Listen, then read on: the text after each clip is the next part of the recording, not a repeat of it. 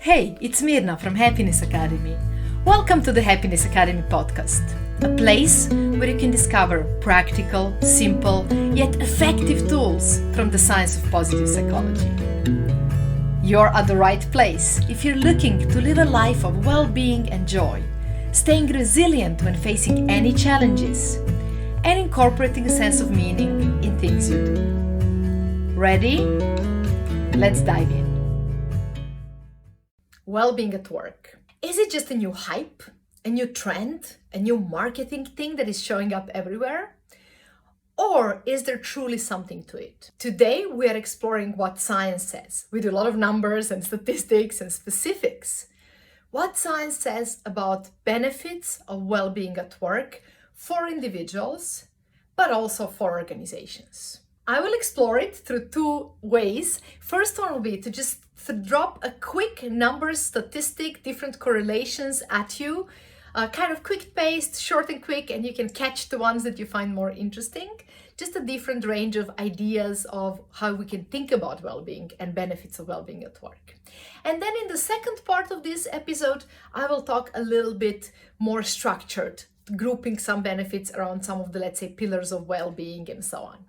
Now, if that's a bit tough to follow and you would prefer a written outline, maybe some references and specific numbers, do grab the free ebook on benefits of well-being at work. I'll link it beneath, in which I'm outlining more or less the same information I'm sharing here. So if you prefer books, go there. It's short and it outlines very specifically the numbers, the references, and the main insights. Now, let's start, shall we? Here are some numbers related to benefits of well-being at work. First of all, one big impact of having more well-being at work is employee engagement. When they have a sense of well-being at work, employees feel nearly 6 times, that's 6 times, more likely to feel engaged at their work.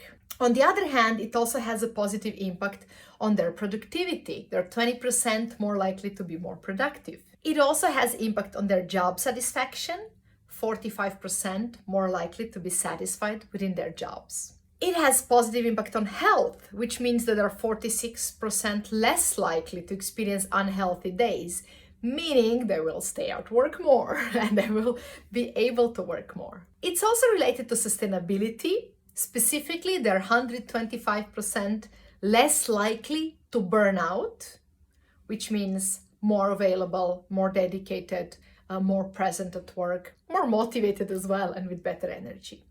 And it's also related to permanence. Specifically, they're 31% less likely to quit if they feel the sense of well-being. Now, it's not just about keeping them there and keeping them work productively. It's also that workers who feel sense of well-being are also more creative and innovative, specifically 3.5 times more likely to be seen as creative as innovative. It is 10% higher the customer ratings and customer satisfaction that employees with sense of well-being have. And also in terms of financial gains, some of the research indicates that it's 10% higher over average shareholder return when most of employees experience well-being. And then finally, in terms of safety, loyalty, it's 70% fewer safety incidents in places with high well-being. Attendance is higher, specifically 41% less of absenteeism and people not showing up for different reasons. And then it's also related to higher loyalty. Depending on different research, it can be between 24 to 59% lower turnover. So the numbers, again, look for them in the free ebook. I know I went to them pretty quickly, but the important thing is what are the keywords for you and your organization that caught your attention? From engagement, productivity, job satisfaction, to health, less of a burnout, more permanence and loyalty, higher attendance, higher safety, and then higher creativity, customer satisfaction, and even financial gains. Which are the keywords for you? Look for that research, share it within your organization, point out how well-being at work and initiatives related to well-being at work actually contribute to these goals and these gains. Let's From here, let's dive in a little bit into a little bit more structured ways. How can we group these benefits in some of the, let's say, big areas that we can think about? You could say that there are 5 big areas of benefits that we gain from working on well-being at work. On one side, there are physical benefits, clearly physical health, positive impact on physical health by having more well-being at work. On the other hand, there are also psychological benefits. I guess that's most straightforward one. But there are also organizational benefits, cognitive benefits, and social benefits. So let me go a little bit through each of them one at a time. And you feel free to skip through and look into the ones that's most interesting for you. And especially think which of these maybe you haven't been thinking about. And it's actually one of the consequences of well-being at work. So physical, psychological, organizational, cognitive, and social groups of benefits related to well-being at work. Now, each of these has quite a lot of different research under it into the importance of well-being at work. So no need to get stuck on one statistic, and I put all the references in the ebook so you can also check it there. Let me explore them one by one, starting with physical health benefits of well-being at work. So from the research on physical health benefits of well-being at work, we can see that employees who are physically more healthy are also more productive. They have lower rates of absenteeism. They're less likely to experience work-related injuries. But then we also see that people who score high on subjective well-being, which is just another way for happiness, word for happiness and well-being, has been directly linked to take less of sick days from work, to have fewer cardiovascular problems, to recover faster from any physical illnesses. And then that they are better with maintaining healthy diet, healthy lifestyle, healthy exercise. So in a way, feeling good about ourselves, feeling sense of well-being in different areas of our life, including work, actually has direct impact on our health directly, because when we're happier, we have also higher immunity and so on and so on. But it also impacts our positive, healthy behaviors. So we kind of work there on 2 levels, you could say. And again, the references for each of these research, you can outline them in the ebook. I don't want to be reading all the names and numbers and references, but you can find them all in the notes. Now, physical activity, which is again also one of the parts of physical well-being, is also linked to higher cognitive functions and to increased job satisfaction. So encouraging any sort of physical activities in the workplace, providing physical activity coaching or programs can have significant impact on employees and organizations. And in general, employees who take part in such programs usually will be related to lower healthcare costs and positive return of investment, also in sense of their attendance and energy and everything else. Now, on the side of maybe looking a bit also in practical tips for this kind of thing, one of the best tip I can offer is to look into how can we truly incorporate physical wellness and well-being into the workday. It is really important not to encourage the work behavior where people sit or stand or do anything else super unhealthy for 8-9 hours straight without moving, and then seek to provide them, gym memberships out of their work time, which often they won't have time or opportunity for. If we can, and as much as we can, let's incorporate such programs within the workday. Let's work with walking meetings or walking calls. Let's work with active breaks and building the culture of people supporting each other with having more active breaks. Let's work with taking stairs instead of elevators and encouraging and nudging that. Let's work with having yoga classes or gym or different sports activities incorporated as a part of a workday. Even though short term that can feel like taking away time from focused work, but actually that will boost their energy, that will boost their concentration, that will boost employees' productivity, and with that we'll have big return on investment on that let's say short chunks of time invested. So big encouragement to truly implement physical wellness programs and benefits into the workday and make it integral part of the company culture and not a sprinkled separate benefit they can do at their free time. Okay, with that, let's move on to the psychological benefits. Now, with psychological benefits, you could say that's one of the biggest group of benefits we gain from working on well-being, and we can think about them kind of in terms of two things.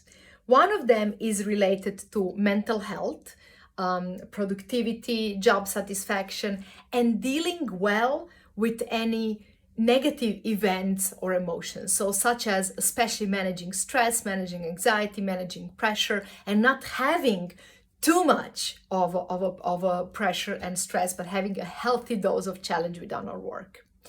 On the other hand, we also have the part that's more emotional, about having support for employees to manage any challenging, emotionally challenging situations, helping them gain and develop tools related to managing their emotions, building company culture and behaviors that are related to having more of positive emotions, and also helping them deal with any uncomfortable emotions. So we can really split it in two.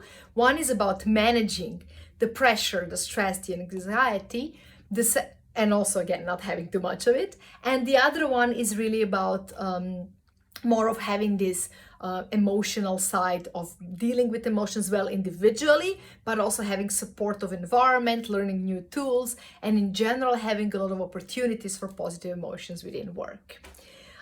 To be more specific, that will protect people from burnout. So we do want to be building good strategies for managing stress, but also for managing emotions. And some of the best things we can do there as an organization is, first of all, mindfulness training, mindfulness interventions, encouraging people to explore and learn more about mindfulness, and especially to master small, easy, quick mindfulness and stress management exercises. That's one of the best toolboxes we can provide to employees. But then another thing that we need to think about as a company is also not to be creating area which is always very high stress, because that is just not sustainable for our biology to be always under stress. We humans are designed to deal with stress and to be okay with having stress, but having it as a moment in our day or in our life, not having it as a permanent thing. So this is a lot of also about workload and overwhelm, and how do we manage the workload and projects within an organizations in a sustainable way. Now, the last thing, the one on emotions, as a company, how we can work on that is, on one side, building more of a culture that supports positive emotions, like, celebrating things, aiming to make tasks meaningful, aiming to make communication constructive and positive, building a culture of appreciation and gratitude, and so on and so on. So in a way, creating a fertile ground for many positive emotions to rise out of it. But then it's also about encouraging and educating employees on working with their emotions, providing different types of support, being it in terms of coaching and therapy where they can go with a specific problem, being it in terms of workshops on emotional management, on having more positive emotions, on dealing better with uncomfortable emotions, and supporting them by giving them tools and skills. Of course, it goes without saying that at Happiness Academy, we also do a lot of workshops like that. So if you need to build skills of your employees in any of the areas related to well-being, don't be shy. Get in touch through Happiness Academy page. It's linked also in the podcast. Let's talk about it. Now, let's talk about the third group, which are organizational benefits. In terms of organizational benefits, some of the main things I mentioned already are related to productivity and employee satisfaction, lower absenteeism, lower turnover, increased employee retention. These things already have a huge direct impact on the revenue of the organization. Having less turnover, having more productivity, having more motivation and satisfaction, and just more attending the work and not having absenteeism, protecting employees from burnout, all these things have a huge impact on the revenue. And there is actually specific research that looks into how companies where employees are happy, feeling happy, literally leads that these companies perform better financially and produce higher sales revenue. You can, again, check it in the ebook for the exact references. Now, one more important consequence of investing in employee well-being is also employer branding. and sort of marketing. Basically, companies who have better culture and more well-being and who manage to also show that to the world attract higher talent, higher level of talent, higher, more motivated, more skillful employees.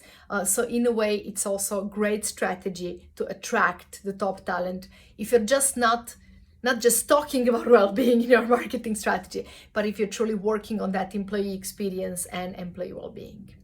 There is even a study that found that a workplace wellness program has a return of investment of $6 for every dollar invested.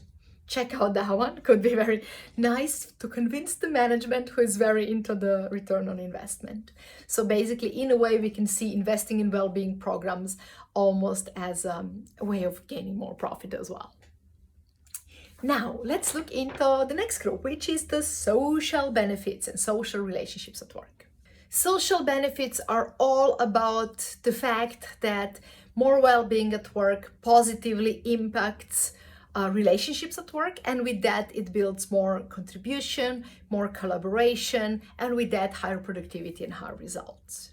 And now the last group of benefits at work that we can consider is cognitive benefits. Through well-being at work, we actually reap cognitive benefits with our employees. Specifically, we have increased creativity and innovation, mentioned already, but also motivation. So bringing in more enthusiasm, interest, efficiency, and also durability or sustainability of cognitive abilities.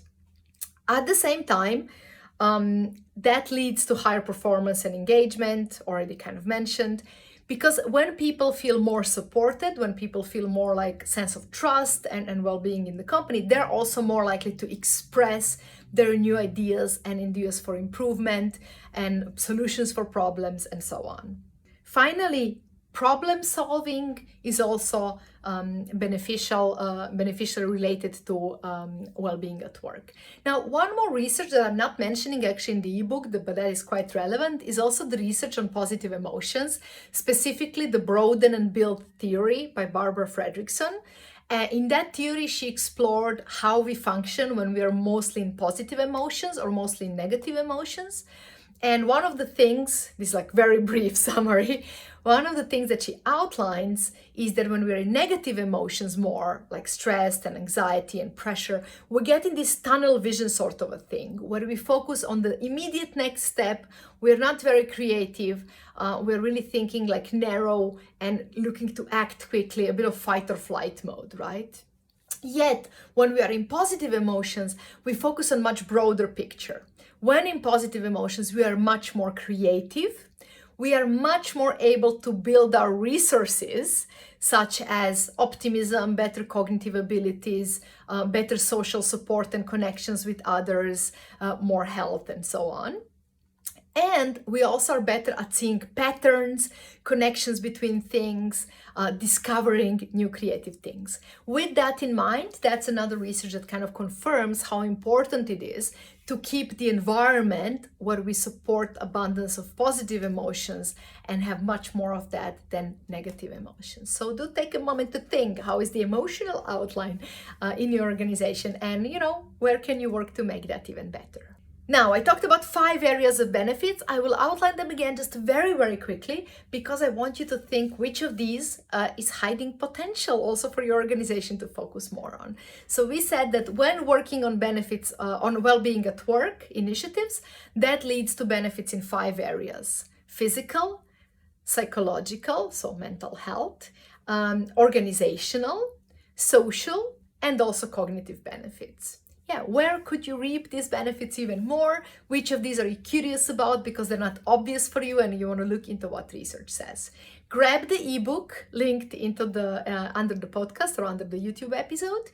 And if you want to work on this topic in a more active way, if you need some support, consultancy, feedback on your initiatives, exploring it a little bit deeper, or are looking for well-being related skills training for your employees, skills such resilience, skills related to self-management, to mindfulness, don't be shy to get in touch. I'm also linking the Wellbeing at Work page on Happiness Academy That's also a place where you can also discover how I can support you with those initiatives. Within Happiness Academy, we work with these topics through 6 foundations of well-being at work, where we talk about topics such as resilience, flow and engagement, recharging well, building good relationships, purposefulness. So do look into that framework as well. I'm also linking another podcast episode, previous one, in which I talked about 6 foundations of well-being at work, including some practical tips how you can work on this.